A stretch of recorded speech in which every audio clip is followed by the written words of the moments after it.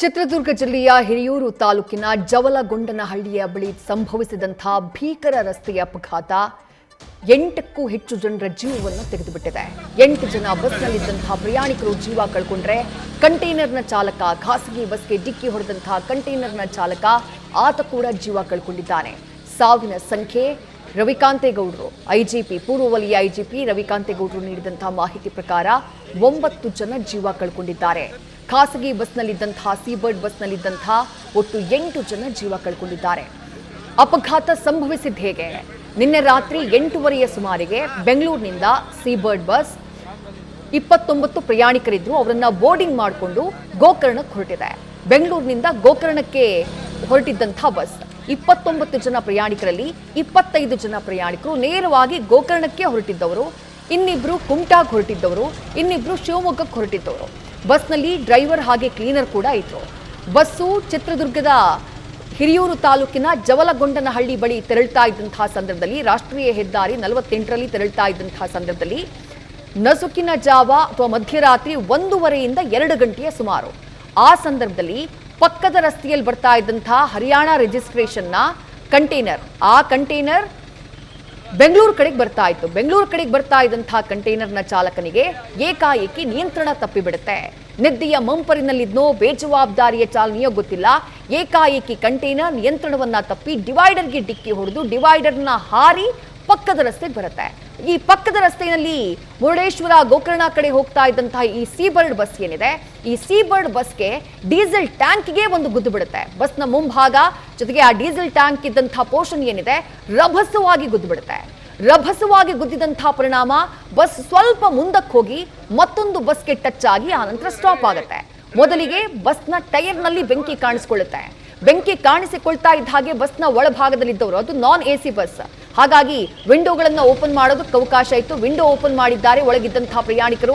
ಕೆಲವರು ಜಂಪ್ ಮಾಡಿದ್ದಾರೆ, ಇನ್ ಕೆಲವರು ವಿಂಡೋನ ಬ್ರೇಕ್ ಮಾಡಿ ಹೊರಗಡೆ ಹಾರಿದ್ದಾರೆ.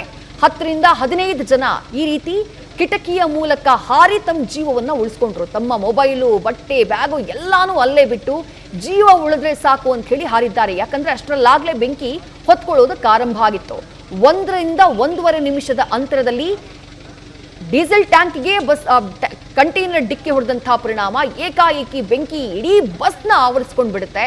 ಉಳಿದಂತಹ 8 ಜನ ಏನು ಒಳಭಾಗದಲ್ಲಿದ್ರು ಪ್ರಯಾಣಿಕರು, ಅವರು ಒಳಗಡೆನೆ ಸಿಕ್ಕಾಕೊಂಡ್ಬಿಡ್ತಾರೆ. 8 ಜನ ಸುಟ್ಟು ಕರಕಲಾಗಿ ಹೋಗಿದ್ದಾರೆ.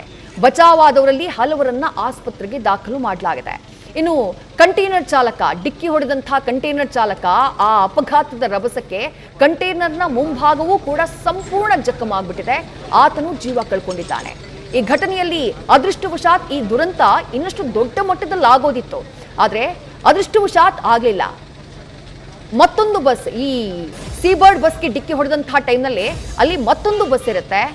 ಆ ಬಸ್ನಲ್ಲಿ ಶಾಲಾ ಮಕ್ಕಳಿರ್ತಾರೆ. ಆ ಬಸ್ನಲ್ಲಿ ಸುಮಾರು 42 ಜನ ಶಾಲಾ ಮಕ್ಕಳು ಬೆಂಗಳೂರಿನ ಟಿ ದಾಸರಹಳ್ಳಿಯಿಂದ ದಾಂಡೇಲಿಗೆ ಟ್ರಿಪ್ ಹೊರಟಿದ್ದಂತಹ ಮಕ್ಕಳು.